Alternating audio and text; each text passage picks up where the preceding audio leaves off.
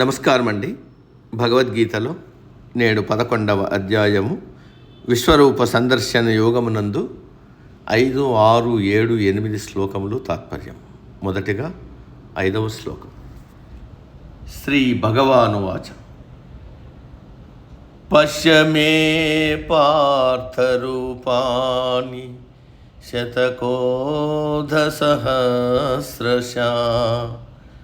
నానావిధాని దివ్యాని నానావర్ణాకృతీని చ. 6వ శ్లోకం. పశ్యాదిత్యాన్ వసూన్ రుద్రానశ్వినౌ మరుతస్తతా బహున్యదృష్టపూర్వాణి పశ్చాశ్చరాని భారత. 7వ శ్లోకం.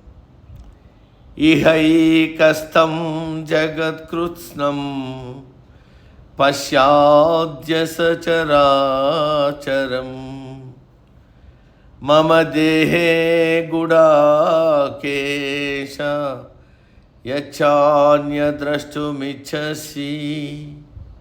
8వ శ్లోకం. నతు మాం శక్యసే ద్రష్టుమనేనైవ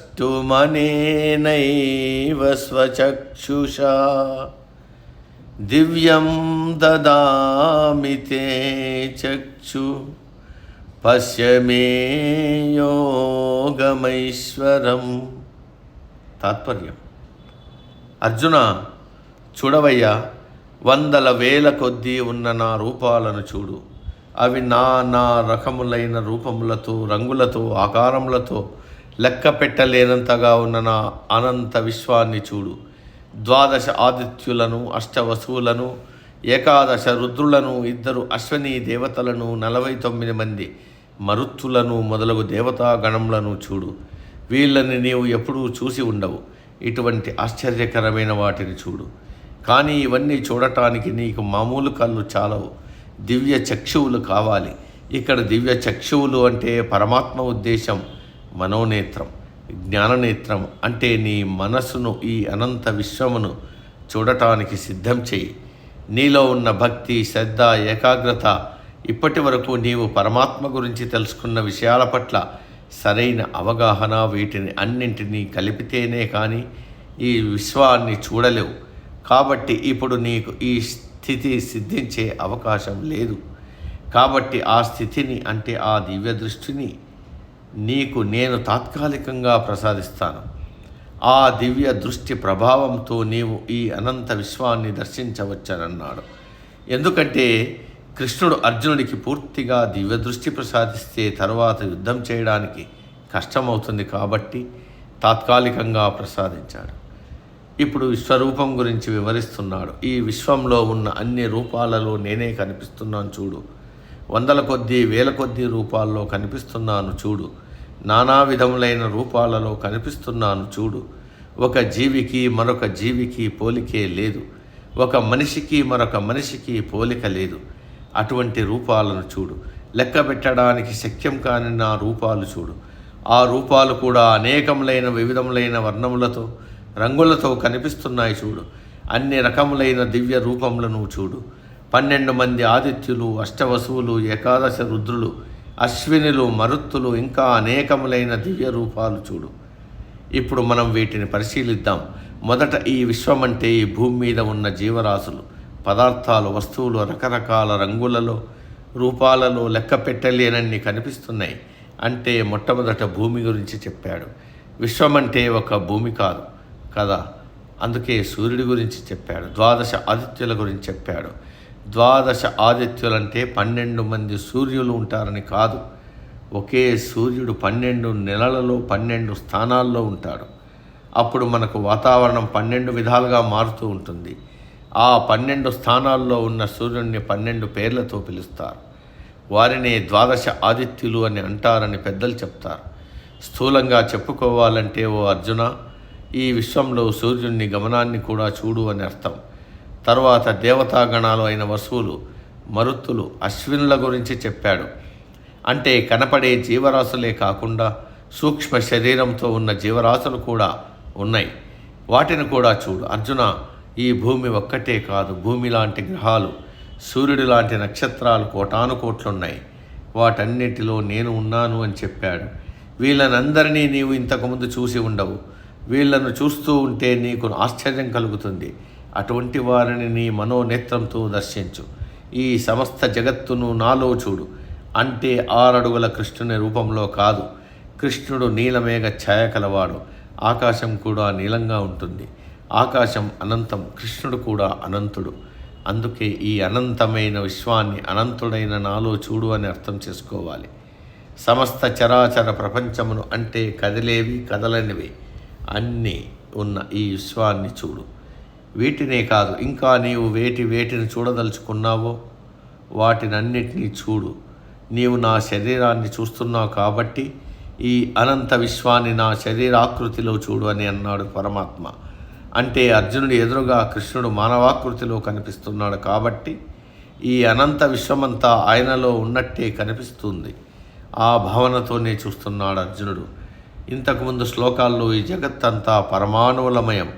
ఈ అనంత విశ్వం ఒక పరమాణువు నుండి ఆవిర్భవించింది. అది నేనే కాబట్టి నాలోనే, నా శరీరాకృతిలోనే ఈ అనంత విశ్వాన్ని దర్శించు అని అన్నాడు కృష్ణుడు. మనకు 3 విశ్వాలు ఉన్నాయి. ఒకటి మనకు కనపడే స్థూల విశ్వం, రెండవది మనం కళ్ళు మూసుకుంటే కనపడే సూక్ష్మ విశ్వం, అదే స్వప్నావస్థ. తర్వాత సుషుప్తిలో కనపడే ఆత్మతత్వం, అది అనంతం. ఇవన్నీ కూడా నాలోనే ఉన్నాయి. అంటే పరమాత్మ సమిష్టి రూపం, అవధుల్లేని రూపం, అది అంతము లేని రూపం. కానీ అర్జునుడి సౌలభ్యం కోసం దానిని తన శరీర ఆకృతిలో చూడమంటూ ఉన్నాడు. మనం కూడా ఈ స్వరూప దర్శనం చేస్తే మన ఇల్లు, మన ధాన్యములు, పదవులు, సంపదలు, వాటి వల్ల వచ్చే అహంకారం అన్నీ అత్యంత స్వల్పంగా కనిపిస్తాయి. ఎలాగంటే మనం ఒక గీత అనుకుంటే మన పరిధిలో అదే పెద్ద గీత అనుకుంటాం. మన ముందు విశ్వరూప సందర్శనం అనే పెద్ద గీత కనపడితే మనం అత్యంత చిన్నవాళ్ళుగా అయిపోతాం. మన గురించి మనం తెలుసుకోవాలంటే ఈ విశ్వరూప సందర్శనం చాలా ముఖ్యం. అందుకే నువ్వేదో అందరినీ చంపుతాను, దానివల్ల వర్ణ సంకరం వస్తుంది, పాపం వస్తుంది అంటున్నావు కదా. ఈ విశ్వంలో జరుగుతున్న జనన మరణాలతో పోలిస్తే నువ్వెంత, నువ్వు చేయబోయే ఈ యుద్ధం ఎంత, అది తెలుసుకో అని అంటున్నాడు పరమాత్మ. వెంటనే ఇంకొక మాట అన్నాడు పరమాత్మ. అర్జున, నీ కళ్ళు పరిమితమైనవి. కేవలం నీ ఎదురుగా ఉన్న వాటిని, అది కొద్ది దూరంలో ఉన్న వాటిని చూడగలవు. నీ వెనుక ఉన్న వాటిని చూడలేవు. అటువంటిది నా దివ్య రూపంను ఎలా చూడగలవు? అందుకే నీకు దివ్య చక్షువులు అంటే దివ్యమైన నేత్రాలు ఇస్తున్నా. వాటితో ఈ విశ్వరూపమును చూడు అంటున్నాడు. మనకు సాధారణంగా ఈ ప్రపంచంలోని వస్తువులన్నీ 2D 3Dలో కనిపిస్తాయి. వాటిని మనం చూడగలం. అవే ఎప్పటికీ ఉంటాయి అనుకుంటూ ఉంటాం. అవి కొద్ది దూరం మాత్రమే కనిపిస్తాయి. మన వెనుక ఉన్నవి మనకు కనిపించవు. ఇది మన పరిమితి. ఇటువంటి పరిమితి కలిగిన చూపు ఉన్న మనం ఈ అనంత విశ్వాన్ని ఎలా చూడగలం? దానికి దివ్య నేత్రములు ఇచ్చానన్నాడు. అంటే 3వ నేత్రం అంటే మనోనేత్రం. ఈ మనోనేత్రంతో మనం ఎన్నో వస్తువులను చూస్తాం. అంటే కళ్ళు మూసుకుంటే మనం అమెరికాకు, అమలాపురానికి ఒకేసారి వెళ్ళగలం. రష్యాలో ఉన్న మన బంధువులను అరక్షణంలో చూడగలం. అంటే మనం వాటిని ఇంతకు ముందే చూసి ఉండాలి, లేక వాటి గురించి విని ఉండాలి. కృష్ణుడు విభూతి యోగంలో అన్నిటి గురించి సూచాయిగా చెప్పాడు. విభూతి యోగంలో చెప్పిన వాటి విజయులు ఇప్పుడు చూపిస్తున్నాడు. కాబట్టి ఉభయ సేనల మధ్యలో కృష్ణుడు, అర్జునుడు రథం మీద నిలబడి ఉన్నారు. అర్జునుడి మనసులో ఈ అనంత విశ్వం క్షణం సేపు కనిపించింది. అదే విశ్వరూప సందర్శనం. కృష్ణుడు అర్జునుడికి దివ్య దృష్టి ఇచ్చాడు అని చెప్పుకున్నాం. మనకు కూడా ఈ దివ్య దృష్టి ఏమిటో తెలుసు. ల్యాబొరేటరీల్లో మైక్రోస్కోప్ అనే పరికరం ఉంటుంది. మన కంటికి కనిపించిన సూక్ష్మ జీవులు, వైరస్లు ఈ పరికరం మన కంటికి స్పష్టంగా చూపిస్తుంది. అదే బైనాకులర్స్తో చూస్తే దూరంగా ఉండి మన కంటికి చూపుకు అందని వాటిని మనం చూపిస్తూ ఉంది. ఈ వస్తువులతో శాస్త్రజ్ఞుడు చూసినా, ధనికుడు చూసినా, దరిద్రుడు చూసినా ఒకే విధంగా చూపిస్తాయి. కానీ ఇవి కూడా ఒక పరిమితికి లోబడి ఉంటాయి.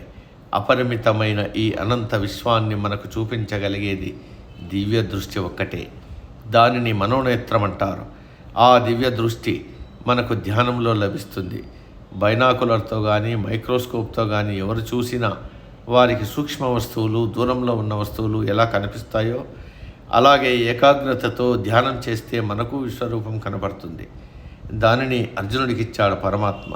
కాకపోతే మనకు బయట ప్రపంచంలో ఉన్న వస్తువులు చూడటానికి చూపించే ఆసక్తి ఆత్మ సందర్శనానికి, విశ్వరూప సందర్శనానికి చూపించాం.